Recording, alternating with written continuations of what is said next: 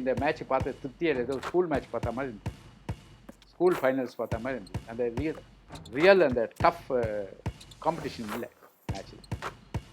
அது செமிஃபைனல்ஸில் இருந்தது. ஏன் விராட் கோலி வந்து அவ்வளோ ஓவர் ரைட் பண்ணுறேங்க?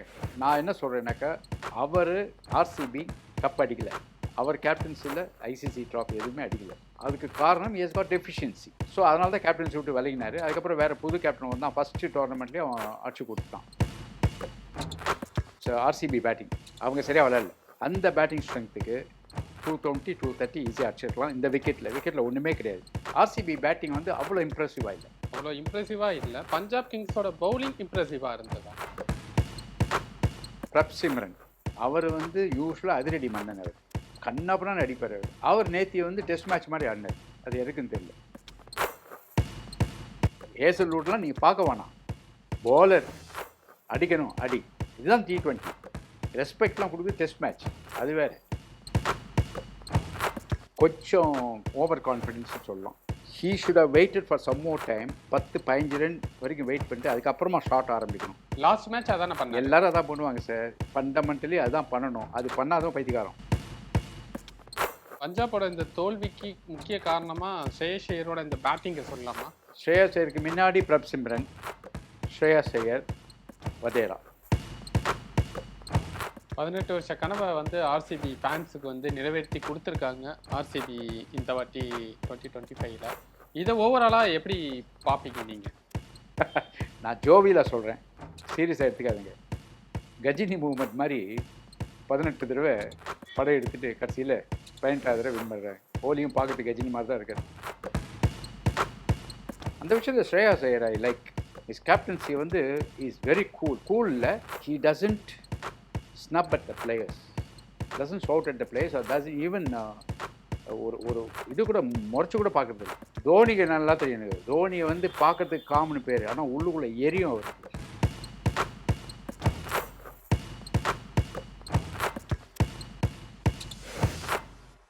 கிரிக்கெட் ஒன்லி நேயர்களுக்கு வணக்கம். ஸ்டேட் கிரிக்கெட்டர் டாக்டர் பிபி கிரி சார் நம்ம கூட இருக்காரு, அவர்கிட்ட பேசலாம். சார் வணக்கம் சார். கிரிக்கெட் ஒன்லி நேயர்களுக்கு வணக்கம். இந்த ஐபிஎல் வந்து ரொம்ப much awaited. Of course, Tamil Nadu வந்து no consequences. ஏன்னாக்கா CSK not in the picture, and even GT is not in the picture. ஏன்னா GT is full of Tamil Nadu boys. இருந்தாலும் but ரொம்ப இன்ட்ரெஸ்டிங்காக இருந்தது. நான் personally I felt it is not of good standard. It's likely low standard compared to other matches. Okay, அதனால் that's what personally I feel. நீங்கள் எதை best மேட்சாக பார்க்குறீங்க? சாரி, எதை பெஸ்ட் மேட்சாக பார்க்குறீங்க? இதுக்கு முன்னாடி மேட்ச் நல்ல மேட்ச், மும்பை கூட, மும்பை வர்சஸ் பஞ்சாப். ஓகே, இந்த மும்பை அடிச்சாங்க பாரு பஞ்சாப், அதை பற்றி பேசிகிட்டே இருக்கலாம். ஏன்னா மும்பை வந்து வெரி ஸ்ட்ராங் இன் பேட்டிங், அதோட double strong in bowling. And எல்லா டாப் போலர்ஸ் இந்த world, Boult, Santner, Bumrah, everybody is there. And of course சூரியகுமார்லாம் மிராக்குலஸ் பேட்ஸ்மேன். அதை வந்து சிங்கிள் ஹேண்டடாக ஸ்ரேயாஸ் ஐயர் விளையாடி அடித்தார். அது வந்து கண்ணில் ஊற்றிக்கிற மாதிரி இருந்தது அவர் இன்னிங்ஸு. நிஜமாகவே ஃபென்டாஸ்டிக் விக்டரி ஃபார் பஞ்சாப். அதில் 50% விளையாட நேற்று வின் பண்ணியிருப்பாங்க. அதான் சார், அந்த 50%ங்கிறீங்கல்ல, அந்த 50%ங்கிறத எங்கே தவற விட்டாங்க பஞ்சாப்? அதை பற்றி நம்ம டிஸ்கஸ் பண்ணலாம். எப்படின்னாக்க ஃபஸ்ட்டு அஃப்கோர்ஸ் ஆர்சிபி பேட்டிங் அவங்க சரியாக விளையாடல. ஏன்னு சொல்லணும்னா அந்த பேட்டிங் ஸ்ட்ரென்த்துக்கு 220 230 ஈஸியாக அடிச்சிருக்கலாம். இந்த விக்கெட்டில் ஒன்றுமே கிடையாது. செகண்ட் வந்து எவ்ரிபடி ஸ்கோர்ட் சம் ரன்ஸ், 40 30 20 அடிச்சுட்டே இருந்தாங்க. ஆனால் எவருமே வந்து பில்டப் பண்ணல.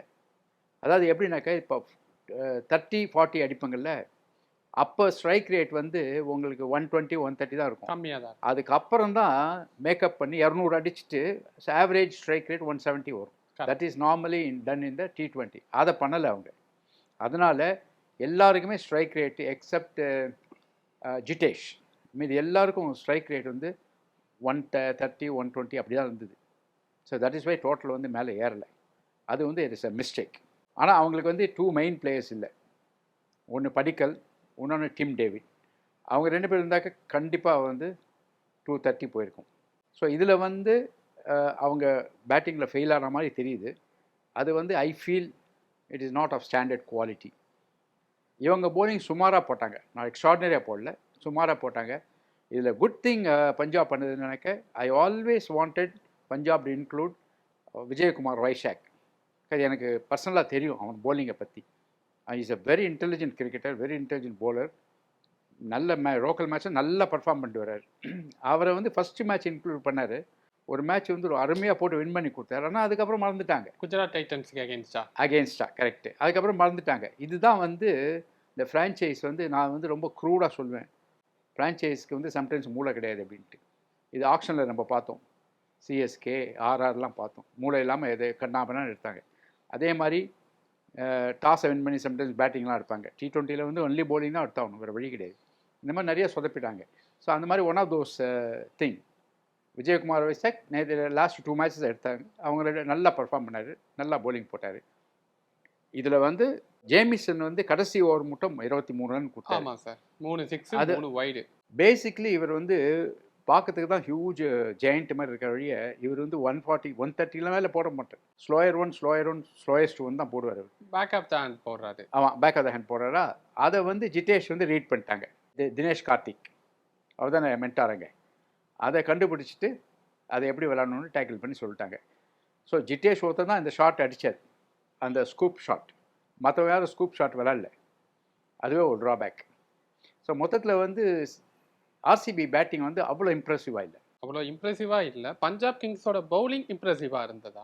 Not very good. Okay, Harshdeep மேல நிறைய நம்பிக்கை. இப்போ இந்த இந்த ஐபிஎல் ஃபுல்லாக அவர் ஃப்ரண்ட்டில் விக்கெட் எடுக்கல. ஐ மீன் பவர் பிளேயில் விக்கெட்டே சரியாக எடுக்கல. ஏதோ ஒன்று தான் எடுத்திருக்காரு. யூஸ்வலாக வந்து பவர் பிளேயில் 2-3 விக்கெட் எடுத்து போடக்கூடிய ஆள் அவர்.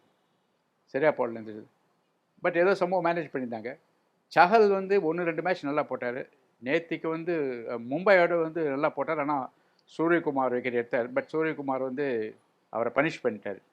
ஸோ நேத்தியும் சுமாராக தான் போட்டார். ஓகே, நான் எனக்கு என்னன்னாக்கா 220 230 அடிக்கக்கூடிய சைடை 190க்கு ரெஸ்ட்ரிக்ட் பண்ணதே பெரிய போலிங் சொல்லலாம். இப்போ நிறைய பேரோட கருத்து என்னவா இருக்குன்னா, அன்கேப்டு பிளேயர் நிறைய பேர் வச்சு விளையாடுறாங்க. கரெக்ட். அந்த இன்எக்ஸ்பீரியன்ஸ் தான் இந்த தோல்விக்கு காரணம்னு ஒரு சைடு பேசப்படுது. அதில் எந்த அளவுக்கு உண்மை இருக்கு? ஓரளவு உண்மை இருக்குது. எப்படி சொல்கிறேன்னாக்கா பிரப் சிம்ரன் அவர் வந்து யூஸ்வலாக அதிரடி மன்னன். அவர் கண்ணாப்பண்ணான்னு அடிப்பார். அவர் நேத்தி வந்து டெஸ்ட் மேட்ச் மாதிரி ஆடினார். அது எதுக்குன்னு தெரியல. அது யாராவது இன்ஸ்ட்ரக்ஷன் கொடுத்தாங்களா இல்லை அவருக்கே அப்படி தோணுச்சா அப்படின்னு தெரியல. ரொம்ப ஸ்லோவாக விளாண்டாங்க. அட் ஒன் டைம் வந்து 14 பால்ஸில் 10 ரன், அதுக்கப்புறம் ஒரு 6 அடிச்சார். ஸோ மொத்தத்தில் ஐ திங்க் 16-17 ரன்ஸ் தான் அடிச்சார் in 17 balls. Run a ball. That is no good. அவர் டியூட்டி வந்து பவர் பிளேயில் 80 ரன் கொண்டு வரணும், அவரும் ஆரியாவும். அதுதான் அவர் வந்து அப்படி ஸ்லோவாக விளாட்னாக்கா எவ்வளோ பேர் இருக்காங்க விளையாடுறதுக்கு. தென் இங்கிலீஷ் பிரமாதமாக விளையாடினார். ஜாஸ் இங்கிலீஷ் பியூட்டிஃபுல்லாக விளையாடினார். அவர் வந்து இந்த ஒரு ஒரு ஒரு ஸ்ட்ரோக் வச்சுருக்காரு. தட்ஸ் கால் ஷார்ட் ஆர்ம் புல். அந்த ஷார்ட் ஆர்ம் புல்னால் பேக் லிஃப்ட் ரொம்ப இல்லாமல் இப்படி இருக்கும்போதே ஒரு புல் ஷாட் அடிப்பாங்க. அதுக்கு என்ன பண்ணணும்? They have to read the bowler, read the length. If it is a good length, he goes back 1 meter, he goes back and creates it as a short ball. எல்லா Australian பேட்டருக்குமே உள்ள ஒரு பொதுவான விஷயம் தானே அது. போடுவாங்கல்ல, போடுவாங்கல்ல. இவர் எக்ஸ்ட்ராடினரியாக பண்ணுறாரு. அதாவது ஜாப் பண்ணுறாரு. Even Shubman Gill does it. But Shubman Gill வந்து அதனாலே அழிஞ்சு போகிறார். அந்த போன மேட்ச் அதில் தான் அழிஞ்சார் அவர். அன்னெஸ்டரி அக்ராஸ் ரன்னர்.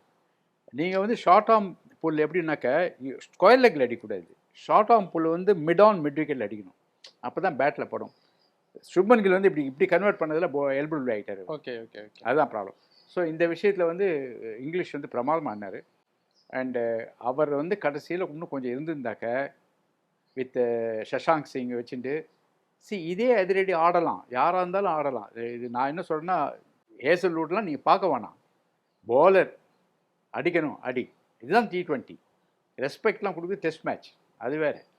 ஸோ இது வந்து சின்னவங்க எக்ஸ்பீரியன்ஸ் கிடையாது. ஈவன் ரா டேலண்ட் எவ்வளோ பேர். அதான் சார் குவாலிஃபயர் 2ல வந்து பும்ராவை அடித்தார் 20 ரன் ஃபர்ஸ்ட் ஓவரே ஜாஸ் இங்கிலீஷ். அதுக்கு முன்னாடி இவர் அடிச்சார், கருண் நாயர். பிரமாதமாக அடிச்சார். அதான் that is what I am telling. Inglis அவ்வளோ பிரமாதமாக அடிச்சார். Is a good bat. And ஏற்கனவே வந்து வேர்ல்ட் கப்பில் வந்து அவரும் கேரியும் இங்கிலாண்டை தொட்டி அடித்தாங்க ஒரு மேட்ச். 350 வந்து அதை ரிட்டர்ன் பண்ணாங்க. பிரமாதமாக. So is a real white ball player. So அவர் இருந்தானே கதை. ஆனால் அவருக்கு அந்த catch, Livingstone catch, unbelievably good catch. அதை வந்து அவர் பிடிச்சிருந்து தெரியல, சாதாரண பால் தூக்கி போட்டார். நான் ஏதோ 6 போய் தூக்கி போடுறாருன்னு நினச்சேன். கடைசியில் கேட்ச் அவுட்டு. இங்கேருந்து ஜாஸ் இங்கிலீஷ் குதிச்சுட்டுலாம் இருந்தாரு. அது ஜாஸ் இங்கிலீஷ் வந்து அவருக்கே பாவம் ரொம்ப டிசப்பாயிண்டட். அப்படியே ஜம்ப் பண்ணார், மேலே போ மேலே போ மேலே போனார். பாலை மேலே போகல, ஏன்னா இவர் மேலே போயிட்டார். ஏன்னா இஸ் ஆல்ரெடி 7 feet அவர். பட் அதில் பார்த்தீங்கன்னா ஒரு ஆள் கிரவுண்டு ஃபுல்லாக சுற்றினார் அந்த விக்கெட் விழுந்தப்புறம். நம்ம ஹீரோ கோலி கிரவுண்டு ஃபுல்லாக சுற்றிருந்தார். அது ஏனியோ தட் இஸ் ஆர்சிபி. ஓகே, அந்த பிளேயரும் எப்படி, ஸ்பெக்டேட்டர்ஸும் எப்படி, ஃபேன்ஸும் எப்படி. ஸோ இதில் வந்து பிக் ஆஃப் தி பிளேயர்னாக்க நான் முதல்லே சொல்லிட்டேன். பிக் ஆஃப் த பிளேயர்னாக்க குருணால் பாண்டியா. ஓகே, அருமையாக போட்டார். அதுக்கு முன்னாடி இந்த ஒரு கேள்வி கேட்டுருந்தேன். ஸ்ரேயஸ் ஐயரை வந்து நீங்கள் பன்னி அப்படின்னு சொல்லியிருக்கீங்க ஷார்ட் பாலுக்கு. ஆமாம் ஆமாம், உங்களுக்கு ஞாபகம் இருக்குன்னு நினைக்கிறேன். இல்லை இல்லை, இப்பயும் நான் சொல்கிறேன். நான் ஏன் சொல்கிறேன்னாக்க அவர் வந்து போன மேட்ச் அருமையாக விளையாடினார். ஆனால் nobody tested him with short ball. அதுதான் பியூட்டி. இதுதான் எனக்கு வந்து ஃப்ரான்ச்சைஸ் மேலே வந்து ஒரு கெட்ட அபிப்பிராயம் இருக்குது. இந்த ஹோம்ஒர்க் கூட பண்ண மாட்டாங்களா அப்படின்ட்டு. இப்போ வந்து நீங்கள் இங்கிலாந்து போகிறாருன்னு வச்சுக்கோங்க, அங்கே அவர் அடிச்சாருனாக்க I take back my word. SENA கண்ட்ரியில் Australia, England, South Africa, New Zealand ஸ்குவாட்லேயே எடுக்கலையே. அதுதான் நான் சொல்கிறேன், ஏன் எடுக்கலை. That is why see they feel slower Indian விக்கெட்ஸில் இஸ் குட். அவரோட டெக்னிக் வந்து போடுறதுக்கு முன்னாடியே is right leg goes back. பேக்னா 1 meter it goes back, just like அந்த some of the English, Jos English, Carey, Alex Carey, அவங்களாம் அப்படி தான். டக்குன்னு இப்படி போய்டுறாரா, போன உடனே he gets 1 meter extra. 20 meters 21 meters ஆகிடுது. அப்போ தென் he is able to get extra time. அந்த டயத்தில் வந்து he is able to put the weight on the back foot and ready for the hook shot. Now he is ready for the hook shot and he hooks. But there is a theory called you be ready for the hook shot, don't hook. Okay, அதுதான் அங்கே problem. அதுதான் என்ன பண்ணணும், இங்கிலாண்டோ Australia போனாக்க அதை கற்றுக்கணும். நீ ரெடியாக இருக்கலாம், ஆனால் அந்த ஹுக் ஷாட் வந்து கொஞ்சம் பால் ரேஸ் ஆச்சுனாக்க தலைக்கு மேலே ஹுக் அடிக்கூடாது. இந்த டிராவிட் இவங்கெல்லாம் பார்த்தீங்கன்னாக்க, Gavaskar of course is a master. டிராவிட்லாம் என்ன பண்ணால் அடிக்க வந்துட்டு அப்படி லாஸ்ட் மினிட் இப்படி பேட்டை இறக்கிடுவாங்க. அது வந்து பண்ணுறாரா பார்க்கணும். He is now ready to hit hook shot because Indian விக்கெட்டில் ஸ்லோவாக வருது, ஃபாரின் விக்கெட்டில் அது மாதிரி வராது.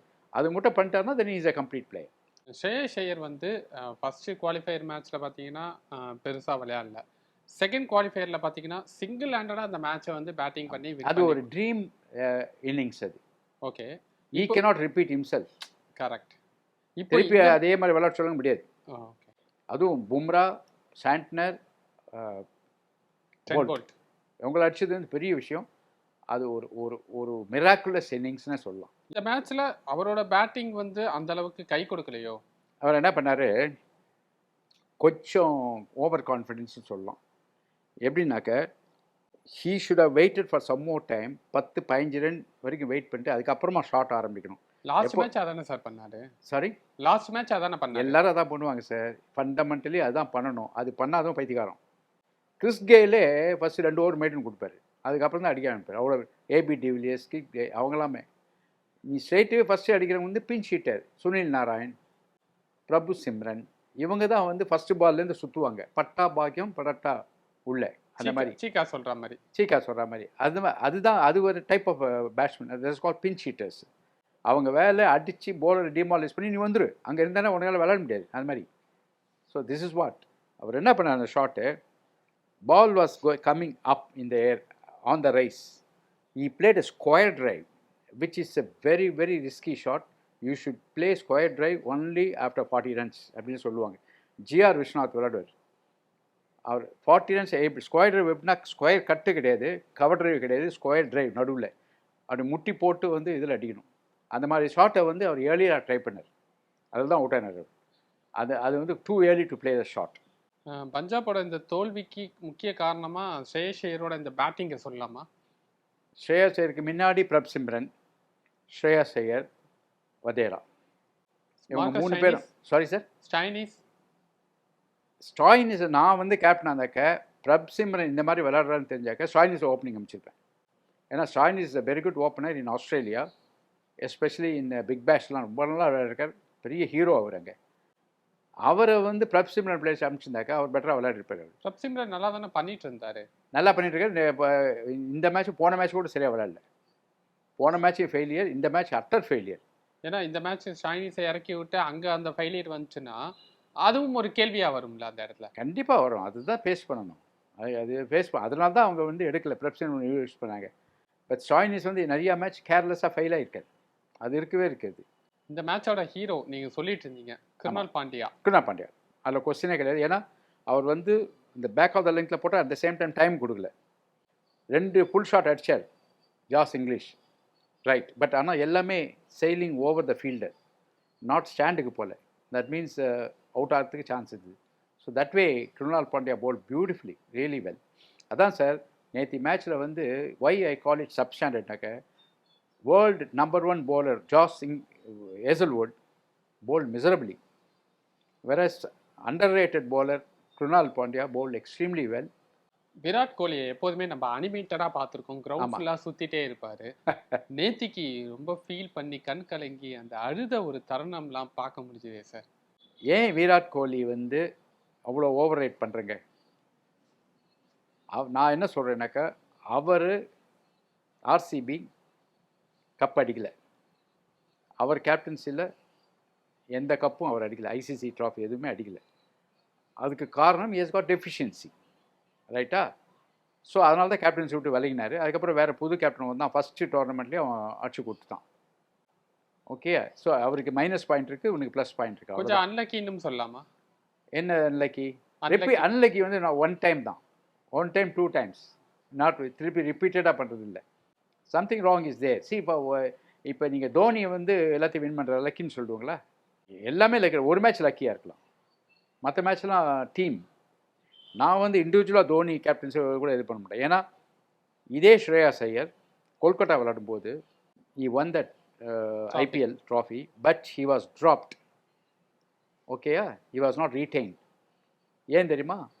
they said it is a team effort. இவர் இண்டிவிஜுவலாக பண்ணல. இண்டிவிஜுவலாக பண்ணதுனாக்க இன்றைக்கி ஒரே ஒரு பிளேயர் தான் ஜிடியை வந்து முன்னாடி ஒன்று நிட்டுனது, சாய் சுதர்ஷன்.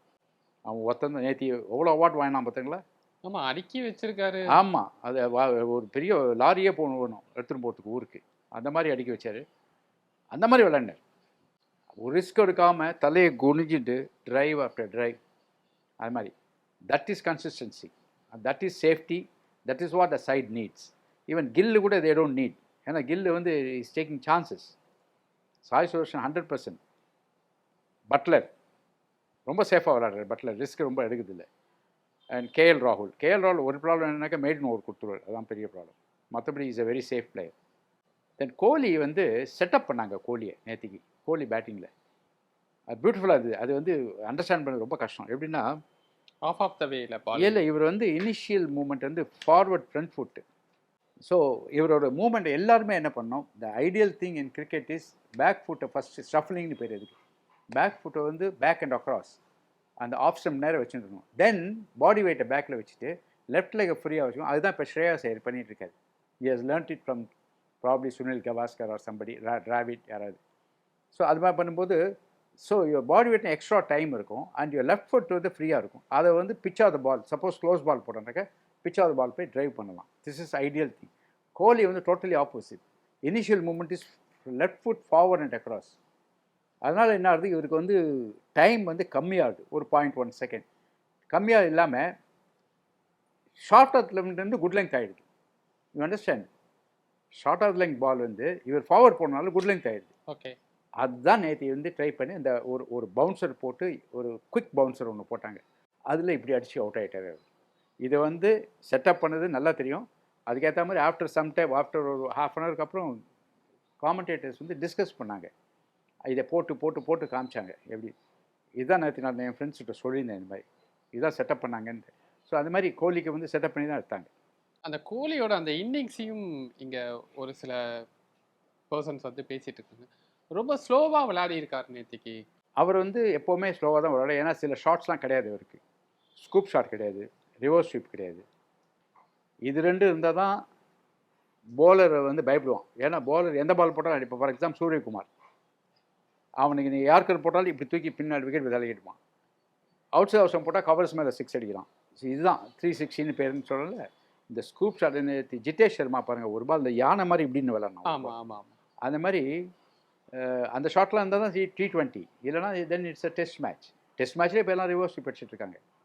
பன் ஸோ கோலிக்கு அது கிடையாது, தோனிக்கு அது கிடையாது, ஜடேஜாக்கு அது கிடையாது. இந்த 3 பேருக்கும் இந்த இம்ப்ரோவைஸ்டு T20 ஷாட்ஸ் கிடையாது. ஸோ அவங்க வந்து எப்போவுமே ஸ்லோ ரேட் தான் இருக்கும், கடைசியில் தான் மேக்கப் பண்ணுவாங்க. அதுவும் போலர் வந்து ஓவர் பிட்ச்சு க்ளோஸ் பால் போட்டு கொடுத்தாக்க, அது யார்கர் போட்டாக்க இவங்களால் ஒன்றும் பண்ண முடியாது. யார்கர் போட்டால் back to the ball 1 run அப்படி தான் இருக்கும். ஸோ இது ஒரு ப்ராப்ளம். ஆர்சிபியை பொறுத்த வரைக்கும் இது வரைக்கும் 2025 ஐபிஎல் நடந்த மேட்சஸில் நம்ம எடுத்து வச்சு பார்த்தோன்னா அவைலபிளான எந்த ஒரு மேட்சையும் தோல்வியே அடையாமல் ஃபைனல்ஸ் வரைக்கும் வந்து வெற்றியை பதிவு பண்ணியிருக்காங்க. 18 வருஷ காத்திருப்பு, கனவு, ஏக்கம், வெறி. இந்த கோபம் வெறி வந்து கிரிக்கெட்டுக்கு ஒத்து வரும்ன்றங்க. சார் கிரிக்கெட்டராக நீங்கள் தான் சாஃப்ட் ஹேண்ட் வராது சார். கோபம் வெறி இருந்தால் சாஃப்ட் ஹேண்டே வராது. நீங்கள் ஜோ ரூட் எடுத்துக்கோங்க, கேன் வில்லியம்ஸ் எடுத்துக்கோங்க, ஆர் ஈவன் ஸ்டீவ் ஸ்மித் எடுத்துக்கோங்க. என்ன சாஃப்ட் ஹேண்டு, எட்ஜு கேரி ஆகாது சார் ஸ்லிப்புக்கு, அங்கேயே ஊந்துடும் பால். அந்த மாதிரி ஒரு கேம் இருக்கணும். வேற இவருக்கு அப்படி இல்லை, வெறியில் விளையாடுறாரு. வெறியை வந்து பேட்டிங்கில் காமிக்கிறார். Is going hitting the ball heart.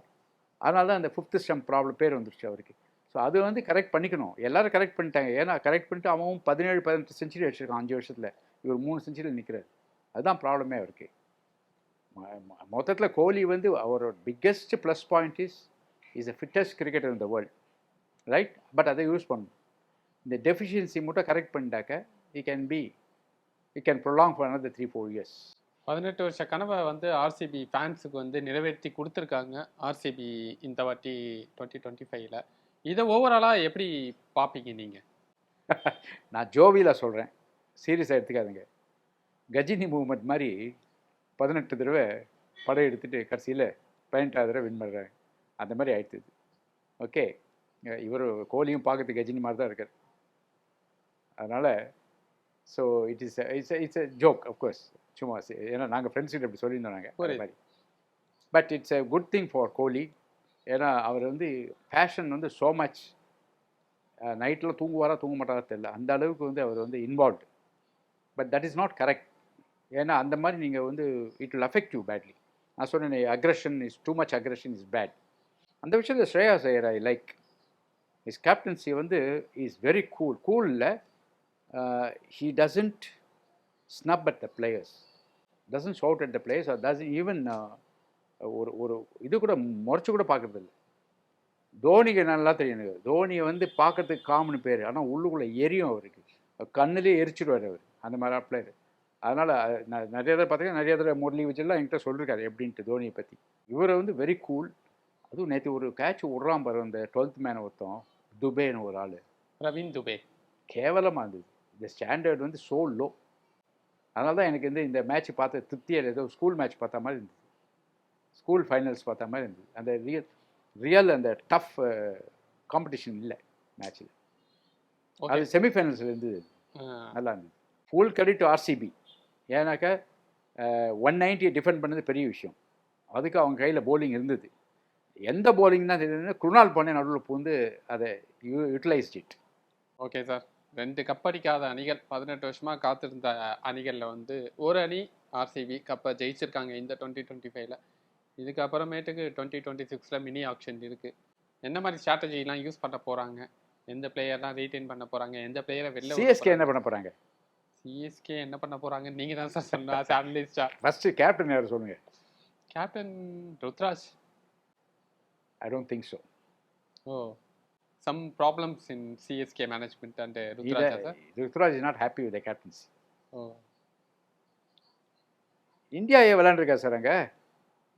இங்கே அவர் வந்து சிஎஸ்கே மேட்ச் கடைசி 3 மேட்ச் இது விளையாடும் போது அங்கே இந்தியா விளையாண்டுருக்காரு இங்கிலாண்டில். என்ன இஷ்யூவாக இருக்கும் சார்? யோசிச்சு பாருங்கள். அவங்களுக்குள்ள எவ்வளோ இருக்கும் விஷயம், வெளியே வரல விஷயம், அவ்வளோதான். இப்போ ஜடேஜா மேட்டர் எடுத்துக்கோங்களேன். ஜடேஜா வந்து கேப்டன்சிலேருந்து ஒதுக்கினப்புறம் he was furious. ஜடேஜா எனக்கு தெரியாது. he was furious and he never wanted to have anything to do with CSK. ட்விட்டர்லேருந்து வெளியே வந்துட்டார். தோனி பர்த்டேக்கு விஷ் கூட பண்ணலை, அவ்வளோ கோபத்தில் இருந்தார். அதுக்கப்புறம் சரி கட்டிட்டாங்க எப்படியோ. ஏதோ மேனேஜ்மெண்ட்டில் நிறையா இஷ்யூஸ் இருக்குது. இதெல்லாம் எப்படி சார்ட் அவுட் பண்ண போறாங்கங்கிறத நம்ம 2026 ஐபிஎல்ல வெயிட் பண்ணி பார்க்கணும். நிறையா மாற்றங்களும் இல்லை நம்ம மை ரிக்வஸ்ட் இஸ் வந்து ஓவராக ஹீரோ ஒர்ஷிப் பண்ணக்கூடாது. அதுதான் பப்ளிக் வந்து ஹீரோ ஒர்ஷிப்பே பண்ணிட்டு கேமை பார்க்குறதே இல்லை. அவங்க நேற்று இது கிட்டத்தட்ட 50% லேடிஸ் இருக்காங்க. என்ன எல்பிடபிள்யூ என்ன தெரியும் ரூல்? நான் குறை சொல்லல. 5 கண்டிஷன் இருக்குது மினிமம். அந்த 5 கண்டிஷன் என்னன்னு சொல்ல முடியுமா? அங்கே போய் உட்காந்து கை தட்டின்னு விசில் அடிச்சுன்னு இது பண்ணிக்கின்னு கொஞ்சம் வந்து கேமை வாட்ச் பண்ணணும். சும்மா ஹீரோ ஒர்ஷிப் பண்ணக்கூடாது. கோலி, தோனி, ரோஹித், சச்சின் இப்படியே பண்ணிட்டு இருக்கக்கூடாது. அது சினிமாவில் பண்ணலாம். ரஜினி, விஜய்லாம் பண்ணிட்டு இருக்கலாம். இதில் பண்ணக்கூடாது. இது இட்ஸ் அ கேம். கேம் இல்லைன்னா அந்த ஆள் யூஸ்லெஸ். அப்படி இருக்கணும். கேம் இல்லைன்னா த்ரோ இம் அவே, அவ்வளோதான். ஜடேஜா விளையாண்டுருக்கான், நல்லா விளையாண்டுருக்கான். ரசிகர்கள் என்ன சொல்கிறாங்க? டேய் நீ அவுட் ஆகிட்டு உள்ளே போடா, சீக்கிரம் தோனி அனுப்பு அப்படின்றாங்க. இதோட கேவலம் என்ன இருக்கும் யோசிச்சு பாருங்க. ரொம்ப கேவலம் இது. ஓகே சார், 2026 ஐபிஎல்ல என்ன மாதிரி இருக்க போகுதுங்கிறத வெயிட் பண்ணி பார்க்கலாம் சார். ஒரு நேரம் உங்கள் கருத்துக்களை பகிர்ந்துக்கிறதுக்கு ரொம்ப நன்றி சார்.